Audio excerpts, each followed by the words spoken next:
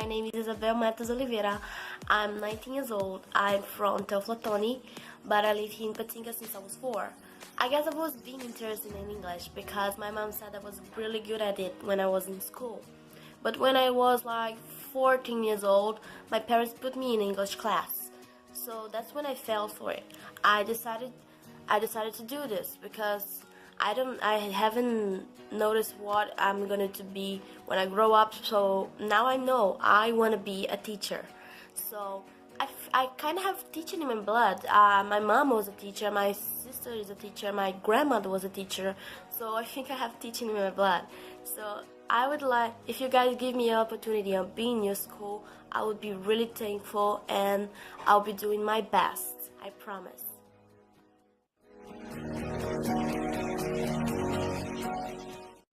For the quick lesson, I decided to do about past tense. So there's 4 past tense. There's past simple, past continuous, past perfect continuous. So the form for this will be I worked with the AD at the end.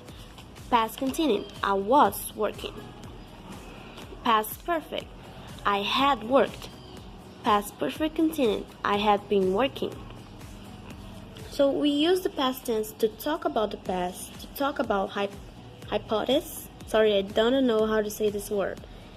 For politeness. So there are some examples. To talk about the past, he worked at McDonald's. To refer the present and future in condition. He could get a new job if he really tried. If Jack was playing, they would probably win. And hypothesis. It might be dangerous. Suppose they got lost. I would always help someone who really needed help. And wishes. I wish it wasn't so cold. So, when we are talking in conditions, hypothesis, and wishes, if you want to talk about the past, we always use the past perfect. I would have helped him if he had asked. It was very dangerous. What if you had got lost? I wish I hadn't spent so much money last month. We can also use the past form to talk about the present, a few polite expressions.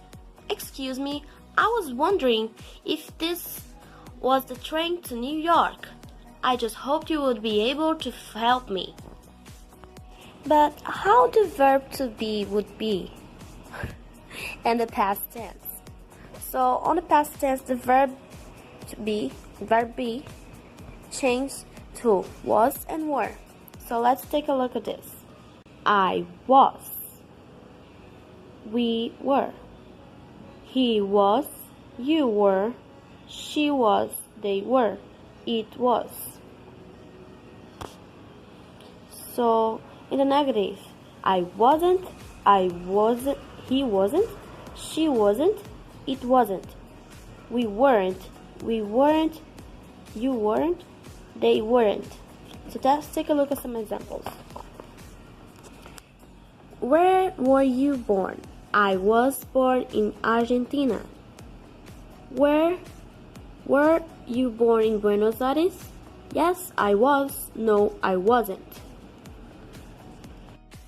Now let's take a look on some other examples. Could you tell me a little about yourself? Where were you born? I was born in South Korea. Did you grow up there? So that's a really huge tip. When you're using did, the verb does not change. So you can see that there's a dot in here. So I grew. But when you use did on the same sentence, the verb does not change. No, I didn't.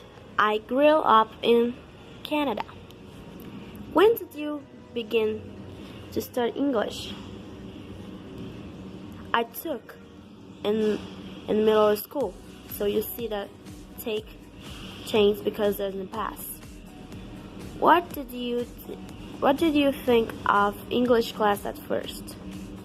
I think it was a little difficult but fun.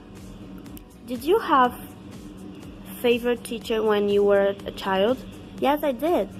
I had an excellent teacher named Miss Paris. What did she teach? She taught science. So, when it comes to evaluation in students, I don't think it's necessary to put them for tests because that does make them nervous. But if you are a teacher and you're seeing your students' development, there's no need for a task because you're seeing. So, although I think once in a while it's important to do an activity where you just sit and talk to your student, ask them questions about the things you're studying, and see if they can respond correctly. So I think that's how you're gonna evaluate a student, but in the right way. I would like to thank you guys for watching this video and for giving me the opportunity of doing it. I'm sorry if I messed up some things. I'm not that good with the camera. I'm sorry. I hope we can work together, and I think that's it. Thank you. Goodbye.